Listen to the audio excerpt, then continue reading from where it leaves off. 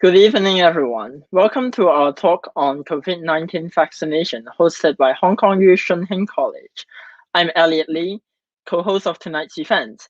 I'm a medical student at Hong Kong U, and I also hold a degree in molecular biology and biotechnology. Here with us is our co-host, Yan. Hi, everyone. I'm Zhang Huiyan, a PhD student in Chinese Studies at Hong Kong U. It's my pleasure to host this event with you tonight, Elliot. This online chat is streamed live on our Facebook and YouTube account. Please share with your friends and send your questions in the comment section below. We'll try our best to get to your questions in the next hour. Tonight, we are very honored to have Dr. Siddharth Sridhar from Hong Kong U Med with us. Dr. Sridhar is a clinical assistant professor in the Department of Microbiology. He is a renowned clinical virologist with a special interest in emerging infectious disease. He has conducted groundbreaking research into COVID-19, so Dr. Sridhar is definitely an expert on the topic, COVID-19 vaccines and the current situation. Without further ado, let's welcome Dr. Sridhar. Thank you for joining us today. How are you doing? Hi, doing well, thanks. Wonderful. The COVID-19 vaccination program in Hong Kong has going for 2 months. It was announced today that it will be expanded to people below 30 years old. Would you call on the public to take the vaccine and why?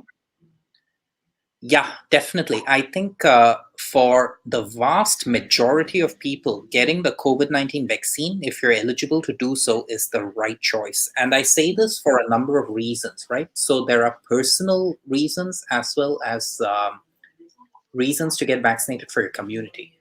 So what are the personal reasons? First of all, the vaccines that we have in Hong Kong at the moment are effective at preventing people from falling sick due to COVID-19. So what that means is that they can prevent you from getting symptoms due to COVID-19. So you can skip all the fever, the chills, some of the nasty side effects. They really reduce the rates of that kind of symptomatic infection. And what is more important, they also reduce the risk of severe COVID-19. So you might have heard of some groups such as the elderly or people with chronic medical conditions who actually have very high risk of getting very severe COVID-19. And the vaccines that we have are fabulously effective at reducing the rates of severe COVID-19. So these are effective vaccines. And what I will also say is that it's very important that we all get COVID-19 vaccination as a community, because then that means we can reach something called herd immunity. That means that if, say, 60%, 70% of the Hong Kong population is vaccinated against COVID-19, then the virus has very few routes by which it can transmit in the community, right? So that means that we effectively can keep COVID-19 down. You see, at the moment, we have COVID-19 cropping up time and time again. You have the K11 Musea outbreak. You have the Ursus Fitness Gym cluster. So you keep having these outbreaks every few weeks or months. And this situation is never going to improve until a sufficient proportion of the population is vaccinated. And then you should see cases being really reduced over a sustained period of time.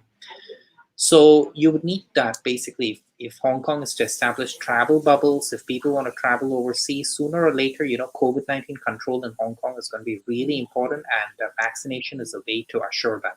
So in summary, why get vaccinated is to protect yourself, is to protect the people around you, all right? People in your family who can't get vaccinated, or people in your family who are at high risk of COVID-19. If you get vaccinated, they get an indirect protection because you're less likely to transmit to them. So these are personal reasons. And for the community point of view, the sooner Hong Kong reaches herd immunity, the sooner we can actually escape this whole pandemic situation. So in summary, anyone who's eligible to get the COVID-19 vaccination is strongly encouraged to do so. And I really support the government's decision on this. So I'm sure many members of the audience, younger members, are now eligible to go get the vaccine. And I really hope you would book your slots as soon as possible and get the vaccine. Yeah, thank you for that. very insightful opinion. I do think it's so important not only to protect ourselves but also people around us.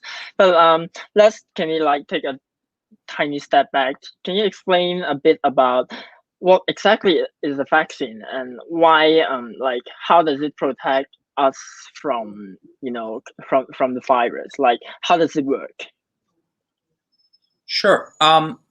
Vaccines are very simple things. They are basically, you can think of them as little pieces of the virus, right? That you put in your body. And once you put it in your body, your immune system, which is a wonderful thing, is able to detect that bit of the virus, and it's able to react to it, and it's able to form a memory of the virus, right? That lasts for a long period of time. Now, this memory ensures that in case you subsequently encounter the virus, actual COVID-19 in the future, you are able to mount a very strong antibody response to it. So a vaccine is a little bit of the pathogen or the virus in question, in this case, COVID-19. And what it does is it trains your immune system to respond to it in the future. So that's basically what vaccination is. So in Hong Kong, we obviously have two vaccines at the moment. We have CoronaVac, which is manufactured by Sinovac. And we also have the BioNTech vaccine, the Fosun Pharma BioNTech vaccine, and that's called Comirnaty. So these essentially are little bits of the virus, but we're talking about different bits of the virus. So for CoronaVac, it is basically the whole virus, but it's been killed. So it can no longer get into the body and infect the cells. It's just, you just inject the killed version of the virus and your body mounts an immune response to the killed version of the virus. Now the BioNTech vaccine, or the Comirnaty vaccine, is a little bit different. It's actually a little bit of, it's one of the genes of the virus that is being put into the body. And then our body basically detects those genes. The genes are used to express protein. So if members of the audience are in biology, or even if you remember your high school biology, you'll know that DNA is converted to RNA, RNA is converted to protein. So it's the RNA in the vaccine is converted to a little bit of the protein of the virus, and that excites an immune response when our body detects that there's a little bit of the protein of the virus going around. So it's a little bit technical, but there are quite significant differences between the vaccines, right, in terms of their design. But long story short, they're both parts of the virus that we put in our body so that our immune system detects them and forms a memory of them, right? And then when you encounter the actual virus, if you encounter the actual virus in the future, your body knows what to do with it. So it mounts antibody responses that are very strong, and you can bring the infection under control.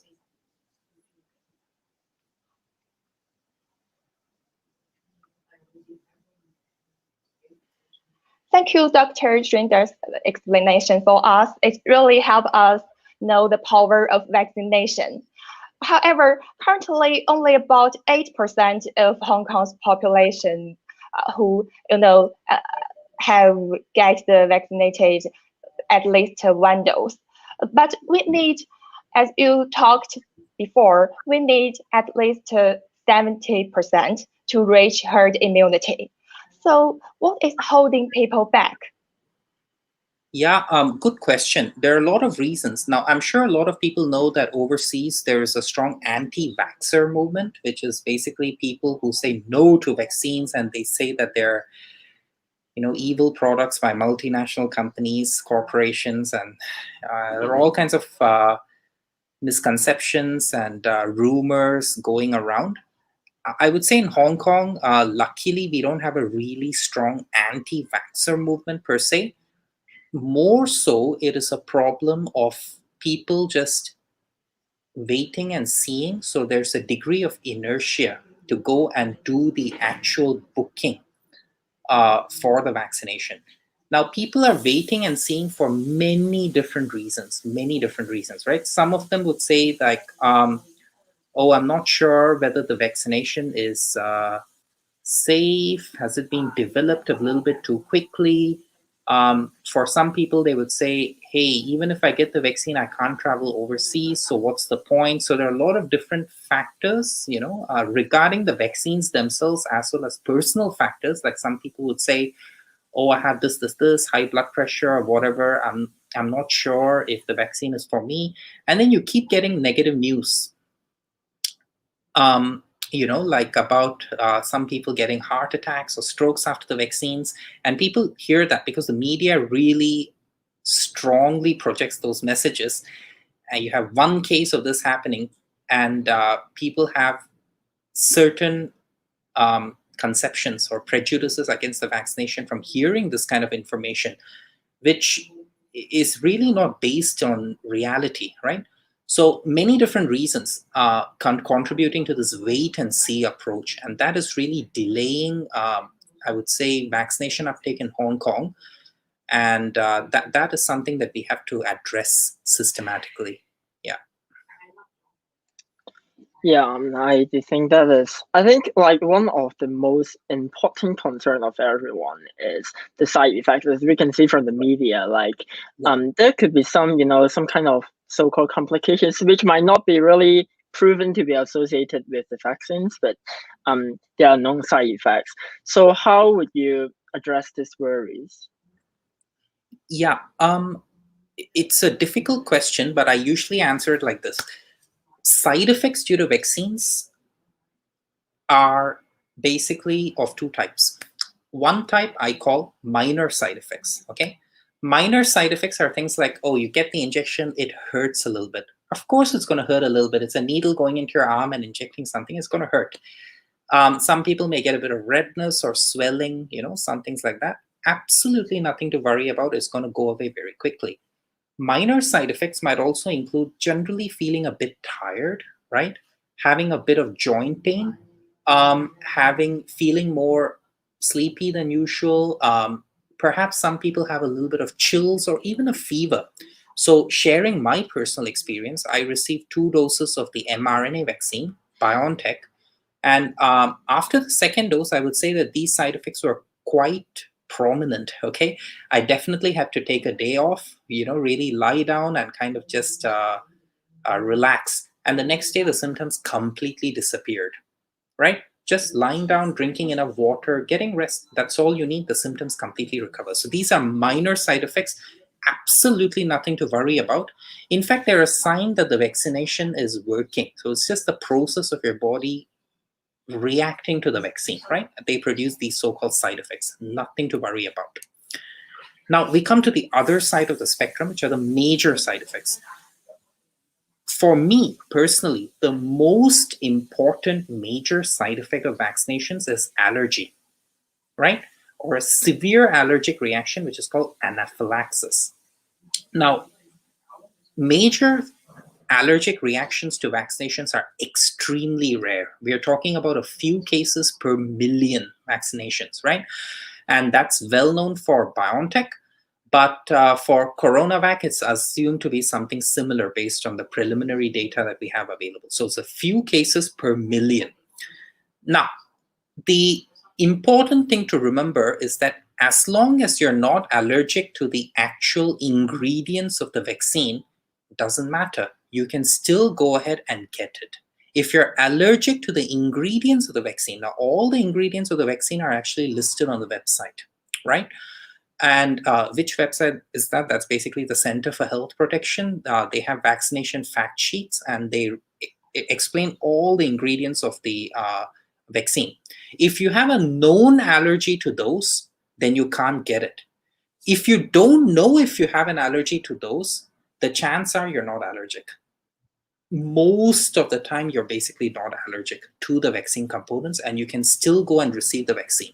However, there might be some people in the audience who are allergic to food or drugs, okay? So say you take penicillin and you have a severe allergic reaction, or you're taking shrimp or crab or whatever, and you have an immediate allergic reaction. I'm talking about hives, rashes, swelling of your eyes, throat, severe allergies. I'm only referring to those, okay? If you have that kind of an allergy history, your chance of having an allergy to anything in general, including the vaccine, is perhaps a little bit higher, not much higher, okay? Perhaps a little bit higher compared to the general population. In that kind of situation, you should still get the vaccine, right? But you may choose to do so in a medically supervised setting, right? So such as plenty of hospitals are offering the vaccination as well. You may consider doing it there instead of the community vaccination center, because I've heard some instances where people are turned away because of an allergic history. But actually, the only difference is you still get the vaccine, you're just observed for 30 minutes instead of 15 minutes. That's the only practical difference. So long story short, if you're allergic to any of the vaccine ingredients, you have a known allergy to, say, polyethylene glycol for some reason, you know you're allergic to that, or you're allergic to some of the components in CoronaVac, you can't get the vaccine, right? Polyethylene glycol is one of the ingredients in BioNTech, right? So some people are allergic to that. If you're allergic to the ingredients within the vaccine per se, you can't get it. However, if you have no history of allergy to the ingredients of the vaccine, you can still get the COVID-19 vaccine, even if you're allergic to other things, right? But the difference is, probably do it in a medically supervised setting. Don't worry. The chances that you're going to have a severe allergy to BioNTech is still extremely uncommon. Same goes for CoronaVac. The chance that you're going to have an allergy is still extremely unlikely. So that's basically my take on it. Now, in terms of other side effects, major side effects, you'll notice I only focus on allergy, because for the others, for BioNTech or CoronaVac, basically there's very, very little evidence linking these vaccines to any other major side effects like facial paralysis or heart attacks or strokes or whatever. Very, very few. I mean, basically no evidence to link to the vaccines. Thank you. Yeah, I do think that means taking vaccines are actually quite safe, and is like a needle in the ocean if you really get those kind of major side effects. And I can relate to that because I just recently got my second dose, and I just need a day or two, then I can walk and jump again as usual.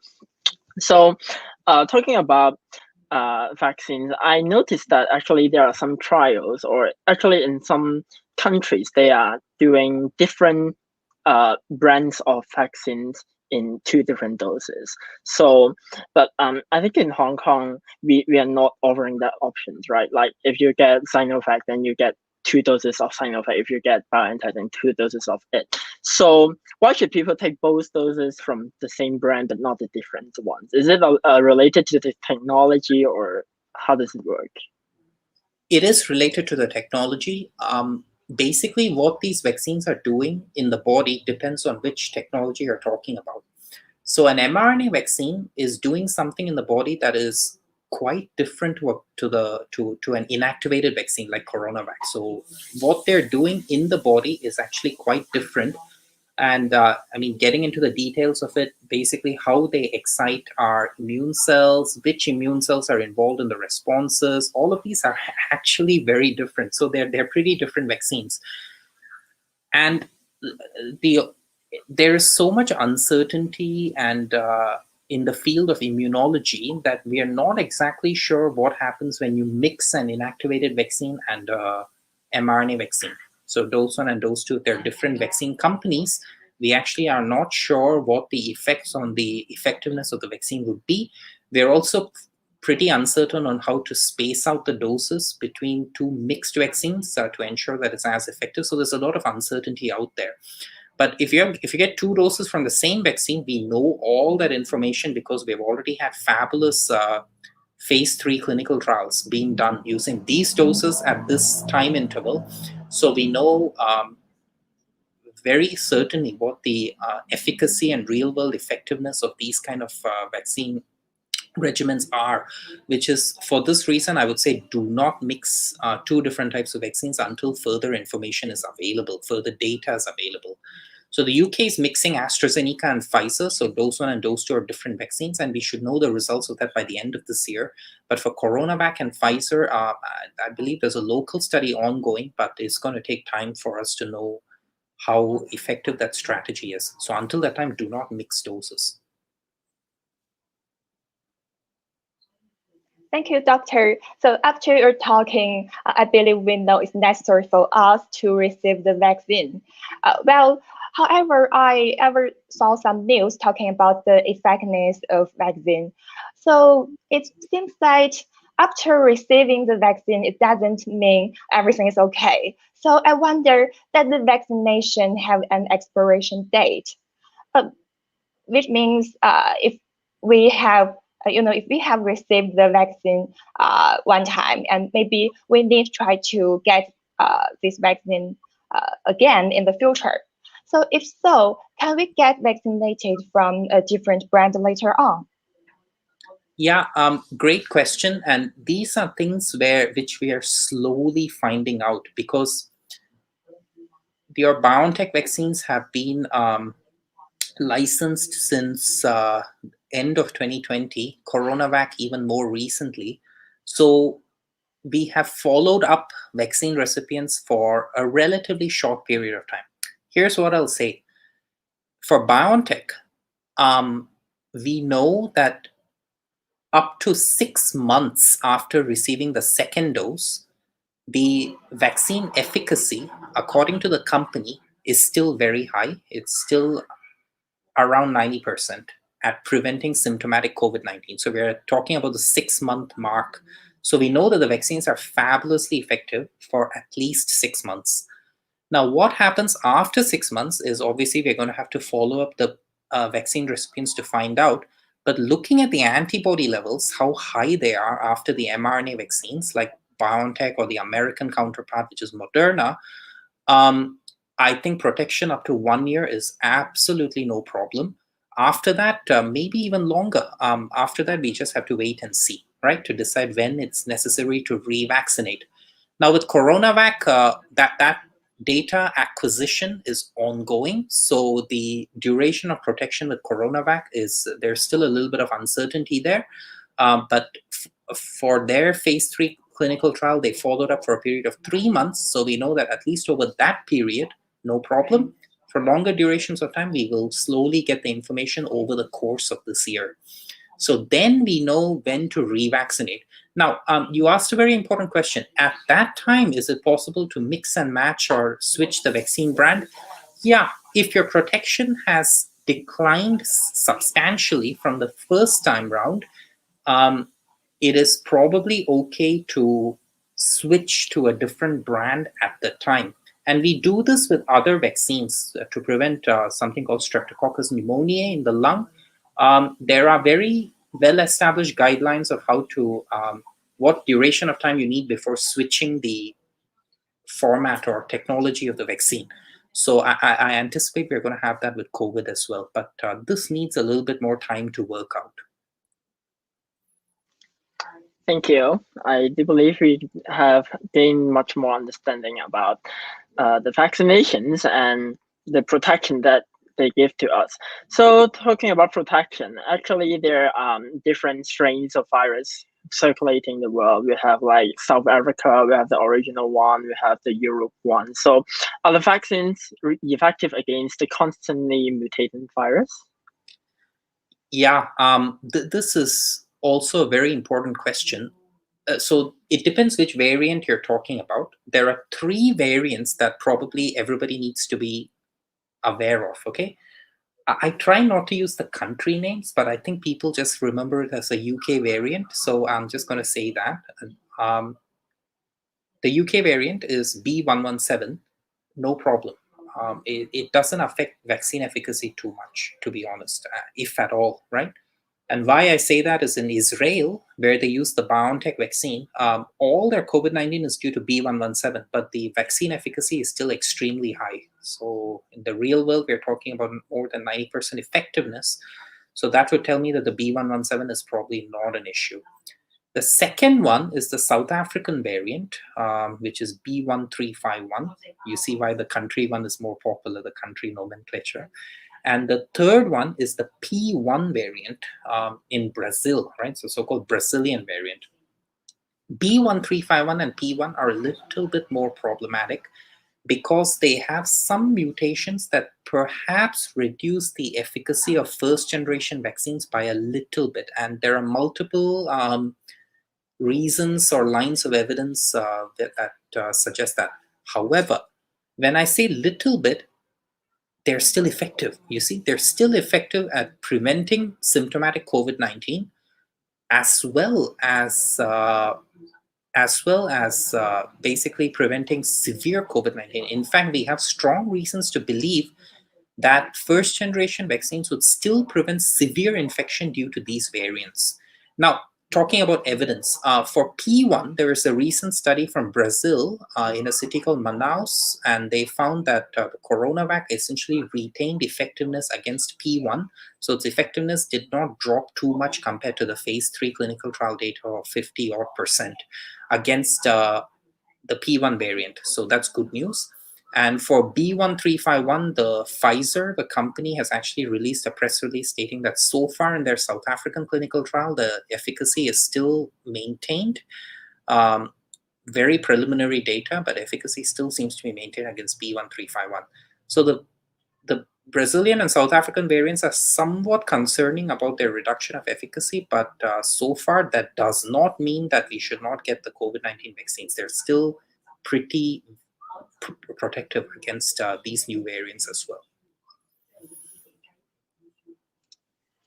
Yeah, thank you. Thank you so much for your insight. I think the best thing we can do if you haven't got a vaccine is to book up a slot and go it as soon as possible.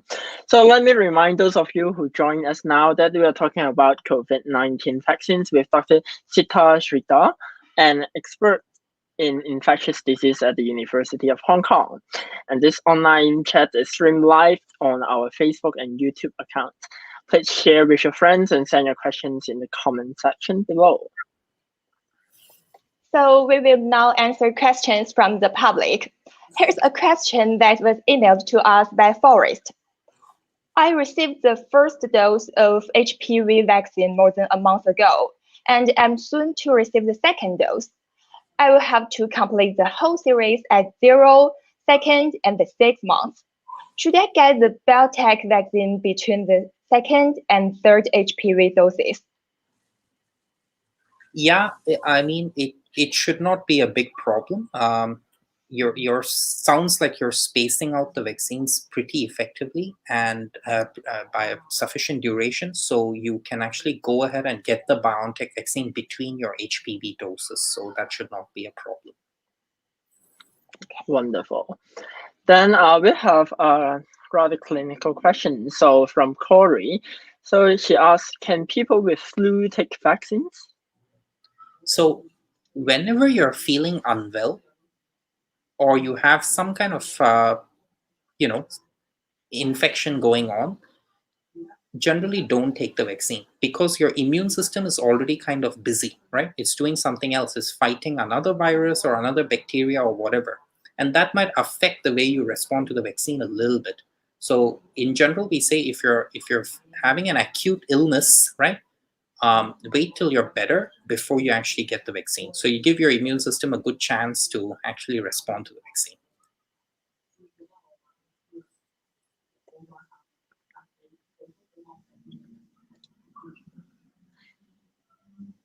So thank you. So our next question is about I want to take the vaccine but having initial trauma. So can you recommend vaccination for me? And if yes, which one exactly? Right. Generally speaking, even if you're asthmatic, as long as your asthma is under control, okay, which means that you haven't had to step up your inhalers recently, and you're not currently having an acute flare, you can actually go ahead and get the vaccine. In fact, there is no strong reason for you to choose either vaccine. So you can just look at through both vaccines, both their efficacy as well as side effect frequency and all that is clearly listed. And you can actually choose either of the two vaccines. So just because you have a pre-existing condition doesn't mean that you have to choose either vaccine. So not too worried about the choice there. Yeah, thank you. Then we have another questions from Sona. So why is pandemic so bad in certain countries like India, for example? Is vaccination going to make things better in this place? Yeah, it's a difficult situation in India at the moment. Basically, is very different to the experience of other countries, right? In India, they had one big wave last year. Things went down for a very long period of time, and I would say there was considerable relaxation in terms of social distancing, mask wearing, etc. People stopped taking the virus seriously, and now they're well into their second wave, unfortunately. And that's what COVID-19 is like. It comes in waves, and once you have a lot of lockdown measures and things like that, things go down. But if you don't have herd immunity, unfortunately, things are going to flare up again. So the good news is they're going pretty strong with their vaccination drive. The bad news is there are so many people to vaccinate. There are so many people to vaccinate. The scale of the population and you know efforts to vaccinate that amount of people is mind-boggling. It's probably it is the largest vaccination drive in human history going on there right now. So obviously there are massive challenges, but I'm confident because they've done it before with polio and smallpox very effectively, and there are enough grassroots level public health infrastructure to actually get the vaccine doses out. It's going to take longer for India to reach herd immunity simply because of the population size. But hopefully, by the end of this year or mid to middle of next year, we should have a substantial proportion of the population having received both doses of the vaccine, and then things should slowly settle down there. Okay, so it's like chasing, like it's like a chase, like between the virus and the vaccination. Yeah. So how about the Philippines? What's the situation there? Why is it like not under control? Yeah, similar situation. You have again perhaps a slight relaxation. I mean, there was a very, very strict lockdown in Manila last year, and things seem to have settled somewhat. But now, again, you have another wave. I mean, as simple as that. When things relax, when social distancing relaxes, when people are less worried and start to relax more and start to gather in public areas in large numbers, then cases simply start to come up again. It doesn't matter where you are. That's the usual story.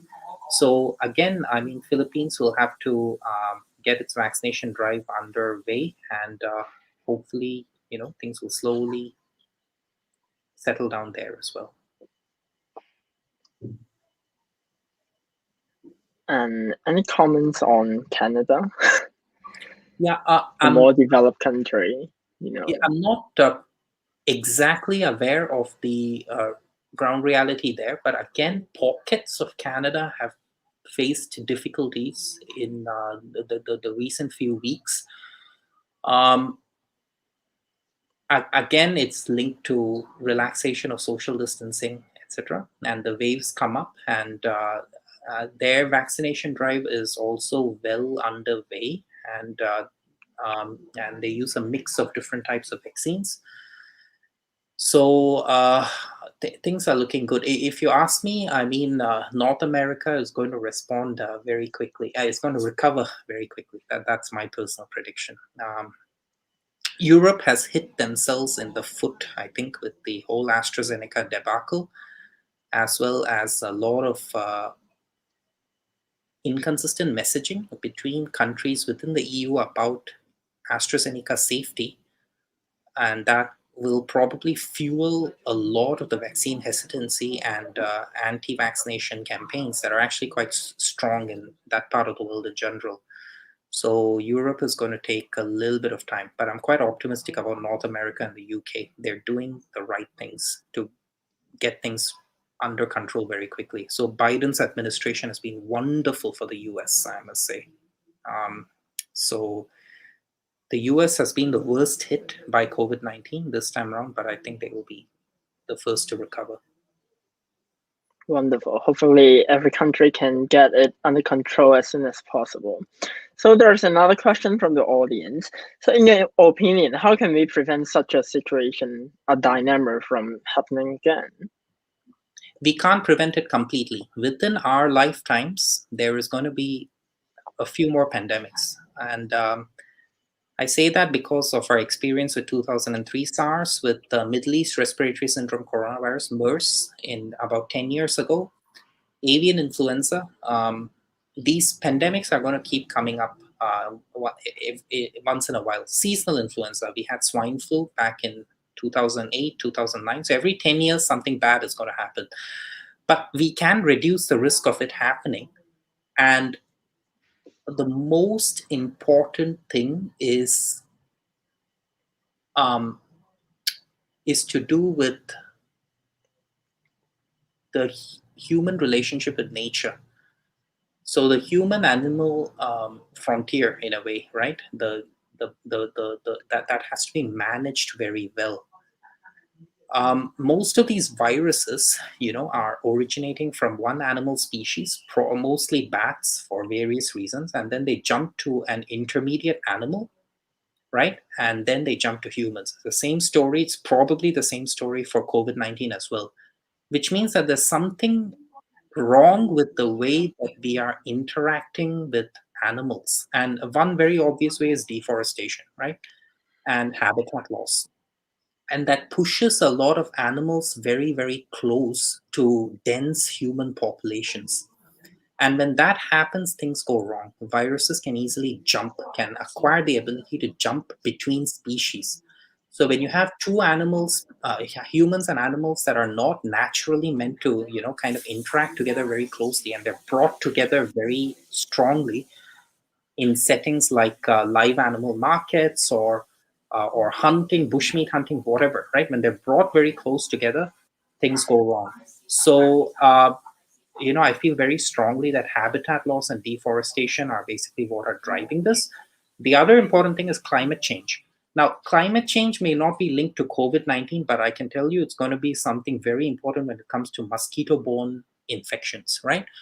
So when you have temperatures climbing steadily across the world, you're going to have mosquitoes even in countries where they're normally not found, like some of the northern European countries, right? You're going to have more mosquitoes. And if there are going to be more mosquitoes, you're going to have more things like dengue and things like that flaring up there.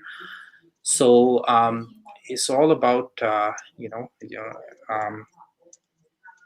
helping nature and the earth recover. And that's really linked to pandemics. And if we don't do it for the earth, we have to do it for ourselves as well. So that would be my take on it. Right. So there are actually a lot of worries about the wet markets, the wet markets, the interaction there. So are you doing okay in Hong Kong? I think so in general, because we don't have a lot of exotic animals. The problem with viruses jumping to humans are really when you talk about exotic animals, pangolins and things like that, in cages and wet markets and with a lot of people around. That is kind of a recipe for disaster. In Hong Kong, it's better, but we do have live poultry markets which are very resistant to closure. It's a very resilient industry, yeah. And when you have live poultry markets, the problem is there is always a chance, a scope for avian influenza. So it's a different virus to basically jump to humans. So when you hear about things like H7N9 or H5N1, back in the day, that's what we used to be worried about. Now it's all about COVID-19. But back in the day, those viruses still exist, right? And live poultry markets are the settings where they basically transmit to humans. So that is the important thing. So when it comes to wet markets in Hong Kong, I would be happy to see live poultry markets disappear. But apart from that, in Hong Kong, I think it's relatively okay. But here's the point. Unless, you can have an exotic animal market somewhere in the world, it's still going to affect us because of globalization and how much we travel and the frequency of flights and how you can travel from A to B in like anywhere in the world within 1 to 2 days. It means that if there's a live poultry market, an exotic animal market anywhere in the world, and a virus transmission event happens there, it can balloon and burst into a massive pandemic. So honestly, unless these kind of things are controlled all around the world, we in Hong Kong are by no means immune just because of how we manage our markets here. Right.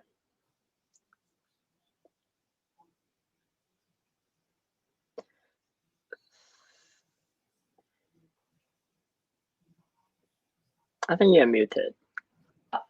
Sorry. So some people are hesitant to get vaccinated because they feel like the development has been too fast. Well, they want to wait for more developed, reached vaccines. Is that a good idea? No, because the traditional way of developing vaccines and drugs is tremendously inefficient and slow, right? Back in the day, it used to take years, maybe even a decade, for drugs and vaccines to slowly progress from development through clinical trials to market. And the reason was not because they were being extra careful or whatever, it's just because of bureaucracy, funding issues, companies being interested in the project or not, a lot of stupid reasons, to be honest. What that changed, actually not during COVID-19, it changed in Ebola. In Ebola, there was, if you remember, there was a major Ebola outbreak in West Africa a few years back, and you had this public health crisis. And companies quickly realized, governments quickly realized that you can't do the normal drug discovery, vaccine discovery process, because by then you would have hundreds of thousands of people dying, right? So they streamlined things down in terms of how the trials were designed, in terms of efficiently combining different elements of trials so that it could be completed in a reasonable amount of time, and the bureaucracy behind vaccine approval, right? So the paperwork and all of that was streamlined as well. The response to COVID-19, in a way, the roots lie in the Ebola response. So now, first of all, money, right? Governments, universities, corporations poured in a whole load of money into vaccine development projects. The second is talent. You had the most brilliant scientists working in academia and industry working together on this one project. The third factor, experience. We've worked with SARS and MERS for a decade or more, right? We know what works, what doesn't work. We already have platforms for coronaviruses lying around. Because of all of these factors, you have money and talent and experience all coming together. We could very, very quickly develop vaccines. And we did very smart, streamlined clinical trials to get them through that whole slow process before in a very quick way. And I'd like to emphasize there were absolutely no shortcuts taken on the safety assessment, even to this date, right? And for those of you who are following the whole Johnson & Johnson AstraZeneca thing, it's an absolutely striking way of how the system is working, actually, that we can surveil for very, very uncommon, rare side effects, and we can quickly work out why they happen and release that information to the public in a very fast period of time. This is the model for the future, right? So how humanity responds to future pandemics, we're going to look at COVID-19 and say that was the time people, things changed, the strategy, the game changed. And I think it's an absolutely wonderful thing. So don't think they're rushed. It's just talking about a lot of people spending a lot of time and a lot of money on something. And that's what happens when we come together and get things done.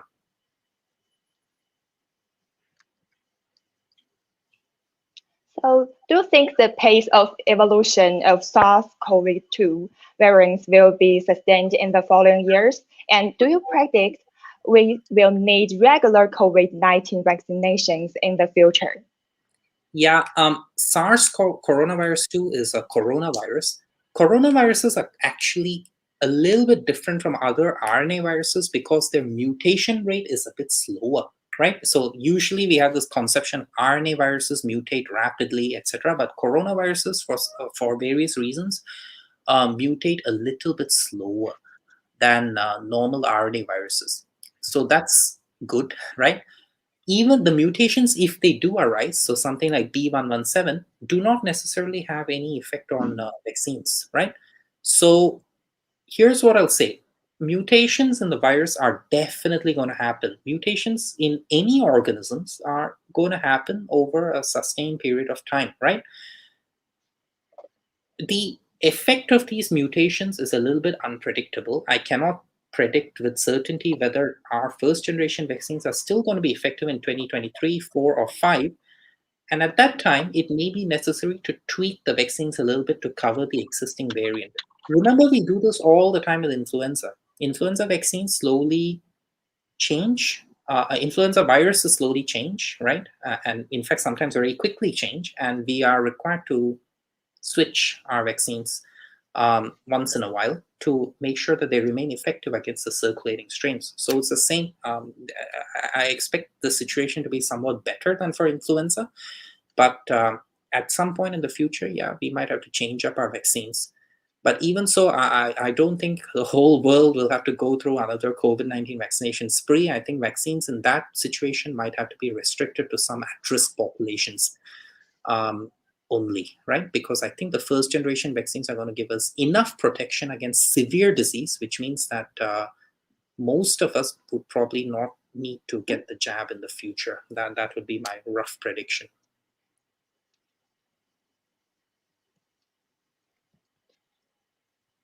Wonderful. Then we have a personal question. So it's about a viewer. So he's currently in ketosis with experience of some muscle cramps, and he have an appointment for the Sinovac. Anything he should know or consider? Yeah, I'm actually not too worried. I'm not exactly certain what ketosis means. Is that a diabetic ketoacidosis, or is it or is it a ketotic diet, or is it something to do with exercise? Right. If it's a diet related thing, I don't see any reason why you have to be worried. It shouldn't interact with the vaccine in any way. So I'd be, yeah, I wouldn't worry too much if I were you. Just go ahead and get the jab. So so let's move on a bit to about your research. Can you tell us something about your research that I know that you have dedicated a lot of efforts in the research of hepatitis E infections in humans and COVID-19 detection as well as the clinical manifestations. So what are your recent and future research directions? Would you mind sharing a bit with us? Yeah. Basically, I'm a hepatitis E guy. So hepatitis E virus is another virus that actually causes something else. It causes hepatitis, so it causes damage to the liver. Basically, in 2017, we discovered that rats, right, in Hong Kong are transmitting hepatitis E virus, a particular variant of hepatitis E virus, to humans. This made quite a bit of a splash back in the day. I mean, COVID-19 was not around then, and but it's very related to what we are encountering now with COVID-19. You have this virus that randomly acquired the ability to jump species from rats to humans, right? Just like COVID-19 originally from bats to an unknown intermediate animal to humans. So it's part of the same story. When you have a poorly regulated animal-human interface, things go wrong, and you have viruses jumping from animals to humans and vice versa, and it can cause a lot of damage. So, I mean, rat hepatitis C continues to be a problem in Hong Kong. We've had, actually, we are number one in terms of number of cases of this infection, and we are dedicating a lot of information efforts to find out more about the virus, as well as design better tests, design better vaccines, and understand the virus in a lot more detail, because it's something, I mean, rat hepatitis C is the most common infection you can acquire from rats in Hong Kong. So that's part of what I'm doing. Obviously, COVID-19 means that I do spend some time on COVID-19 research as well. And we detect diagnostic tests. We develop models for studying the virus in the laboratory, develop antivirals, develop vaccines. So we're doing a lot of work on that as well. Yeah, so it seems that microbiology is really the trend of, in the medical or the scientific world right now, because, the emerging infectious disease nowadays. So what is really in the study of microbiology, and if young people want to go into the study of it, what should they do, or what should they do to prepare themselves? Okay, I am a, well, I got my MBBS, and then I was attracted to clinical microbiology, which means dealing with people with infections. And I got into that for various reasons. I was very interested in the bugs themselves, and I was also interested to in the patients, because with microbiology we are able to have a bit more time with our patients compared to some of the other super high pressure specialties in Hong Kong. And plus, I mean, microbiology is something that affects us all, right? When it comes to COVID-19, the whole world is basically suddenly an expert in microbiology and infectious diseases. So it's cool to be at the forefront of such an all pervasive specialty in a way. Now, if you're again, I mean, there's plenty of scope for scientists as well in microbiology. So again, if you're interested in bacteria, viruses, fungi, etc., then by all means, it's very, very interesting to pursue a master's or in medical microbiology, or an MPhil or PhD, etc. I mean, in our department, our policy is, like, if somebody's interested, we may take them on as research assistants for a period of time, see if they like the environment, see if they like the field, if they're able to adapt, and then they can go on as remain as an RA, or even switch to a research postgrad position. So it's all about interest, and I do think it's an interesting and emerging field, especially the kind of link between microbiology and immunology, right? Not only the pathogen, the bug, but also how our body reacts to the bug. And that's an extremely timely and important field where we are just, taking our first baby steps, I have to say, in terms of microbial immunology. So it's going to be, definitely one of the fields to watch in the future, in this century. So if there's something you can tell the young people that wants to get into your field, what will you tell them? It's very important to, this is an old-fashioned thing to say, but I think I'm going to say it. It's very important to develop love. Okay, you must love your field. You must love the bacteria and viruses. I'm talking about a very human emotion. Okay, what you normally reserve for other people, but you must love your field. When you love your field, you will reach your goals. But if you work for your goals, if you work for getting a PhD, or you work for passing your examinations, there is nothing to sustain you once you reach your goals. So you must love your whatever you want to do. Not necessarily microbiology. I mean, if you're doing other branches in the sciences or any other discipline, right? You must love what you do first of all. I'm getting less cynical with age. When I was younger, I definitely did work for certain goals. But over time, I realized that the most important thing that sustained me to where I am today, right? Still at a relatively early stage of my career, is because I cannot picture myself doing anything else, and I sincerely love my hepatitis E. So that's developing that affection for what you do is just so important.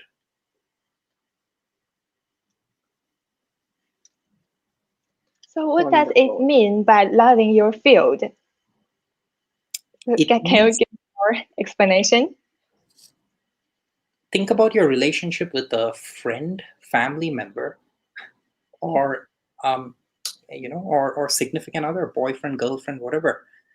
Think about that emotion you get when you think about them, right? You like thinking about them, you like doing things for them, right?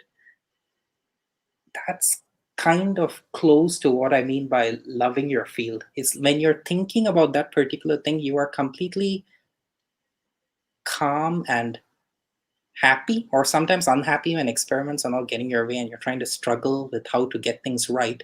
It's not so it's a very close emotional attachment to the subject and the journey of reaching your goals rather than the end result. I feel very bad for students these days because they are brought up in a society that values goals, end results, more than the journey itself. Like getting an MBBS degree or getting a PhD, that becomes more important than the journey itself, but it's never about the goal. It's entirely about the journey and falling in love with what you do, because that's the only thing that's going to sustain you through life. It really is. Okay, so is there anything you want to add before we wrap up? Get vaccinated. I think that's the perfect way to end. Thank you. Yeah, thank you. Unfortunately, we have already reached to the end of tonight's discussion on COVID-19 vaccines with Dr. Siddharth Sridhar. It has been a very much of our honor and privilege to have you with us tonight. So if you want to keep up with regular facts on the evolving pandemic situation, please do follow Dr. Sridhar on Facebook and Twitter. Let's thank Dr. Sridhar for spending time and his expertise with us. And thank you all of you for joining us. Hopefully we can see each other very soon in person. Have a nice evening.